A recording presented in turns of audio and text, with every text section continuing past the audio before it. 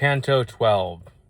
The Minotaur, the seventh circle, the violent, the river Phlegethon, the violent against their neighbors, the centaurs, tyrants.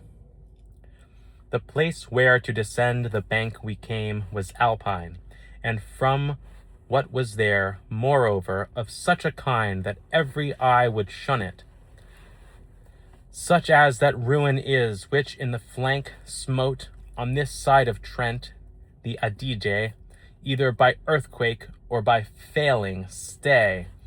For from the mountain's top, from which it moved, unto the plain, the cliff is shattered, so some path 'twould give to him who was above. Even such was the descent of that ravine, and on the border of the broken chasm the infamy of Crete was stretched along, who was conceived in the fictitious cow, and when he us beheld, he bit himself, even as one whom anger racks within. My sage toward him shouted, "Peradventure thou think'st that here may be the Duke of Athens, who in the world above brought death to thee. Get thee gone, beast! For this one cometh not instructed by thy sister, but he comes in order to behold your punishments." As is that bull who breaks loose at the moment in which he has received the mortal blow, who cannot walk but staggers here and there, the Minotaur beheld I do the like, and he, the wary, cried, "Run to the passage, while he wroth. 'Tis well thou shouldst descend." Thus down we took our way o'er that discharge of stones, which oftentimes did move themselves beneath my feet from the unwonted burden. Thoughtful I went, and he said, "Thou art thinking perhaps upon this ruin which is guarded by that brute anger which just now I quenched. Now will I have thee know, the other time I here descended to the nether hell, this precipice had not yet fallen down. But truly, if I well discern, a little before his coming, who the mighty spoil bore off from Dis in the supernal circle, upon all sides the deep and the loathsome valley trembled so, that I thought the universe was thrilled with love, by which there are who think the world oft times converted into chaos, and at the moment this primeval crag, both here and elsewhere, made such overthrow. But fix thine eyes below, for draweth near the river of blood, within which boiling is whoever by violence doth injure others. O blind cupidity, O wrath insane, that spurs us onward so in our short life, and in the eternal then so badly steeps us. I saw an ample moat bent like a bow, as one which all the plain encompasses, conformable to what my guide had said. And between this and the embankment's foot, centaurs in file were running, armed with arrows, as in the world they used the chase to follow.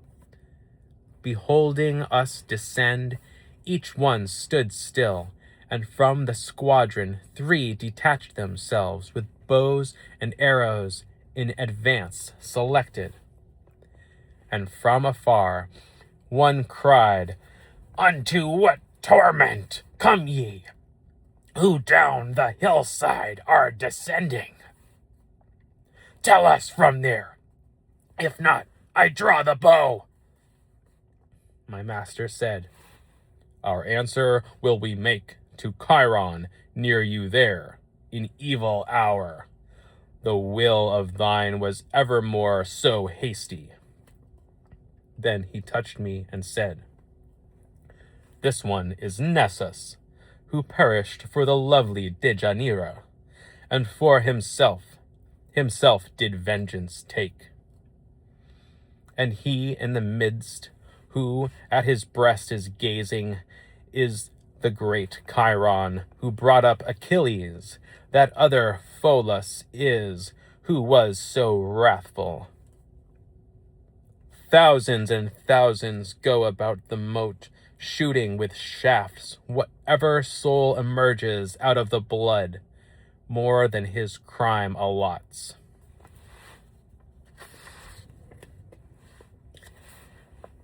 Near we approached unto those monsters fleet. Chiron an arrow took, and with the notch backward upon his jaws he put his beard. After he had uncovered his great mouth, he said to his companions, Are you ware that he behind moveth whatever he touches? Thus are not wont to do the feet of dead men. And my good guide, who now was at his breast, where the two natures are together joined, replied, Indeed he lives, and thus alone me it behoves to show him the dark valley. Necessity and not delight impels us. Someone withdrew from singing Hallelujah, who unto me committed this new office. No thief is he, nor I a thievish spirit. But by that virtue through which I am moving my steps along this savage thoroughfare, give us someone of thine to be with us, and who may show us where to pass the ford, and who may carry this one on his back, for 'tis no spirit that can walk the air. Upon his right breast Chiron wheeled about and said to Nessus, Turn and do thou guide them, and warn aside, if other band may meet you.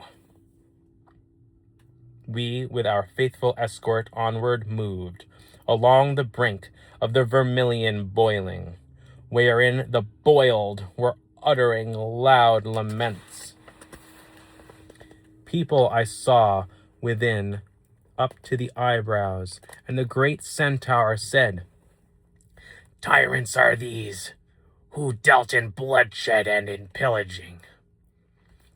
Here they lament their pitiless mischiefs. Here is Alexander, and fierce Dionysius, who upon Sicily brought dolorous years. That forehead there, which has the hair so black, is Azolin, and the other, who is blonde, Obitso is of Este, who, in truth, up in the world was by his stepson slain. Then turned I to the poet, and he said, Now he be first to thee, and second I. A little farther on, the centaur stopped above a folk, who far down as the throat seemed from that boiling stream to issue forth.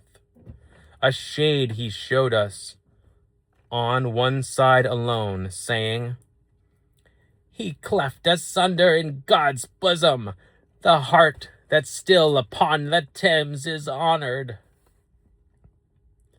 Then people saw I, who from out the river lifted their heads, and also all the chest, and many among these I recognized.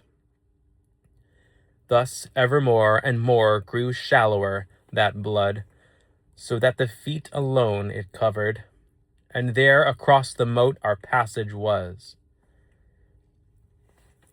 Even as thou here upon this side beholdest, the boiling stream that eye diminishes, the centaur said, I wish thee to believe that on this other more and more declines its bed, until it reunites itself, where it behoveth tyranny to groan. Justice divine upon this side is goading, that Attila, who was a scourge on earth, and Pyrrhus, and Sextus, and forever milks the tears, which with the boiling it unseals. And Rinier da Cornetto, and Rinier Pazzo, who made upon the highways so much war. Then back he turned and passed again the ford.